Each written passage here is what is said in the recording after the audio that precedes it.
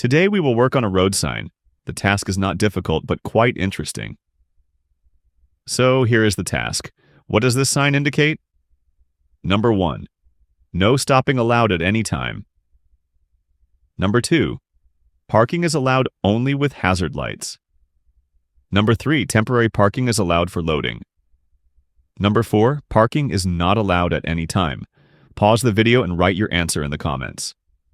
At the end of the video, you will find out whether you are right or not. I'll set the timer and give you 5 seconds to think it over.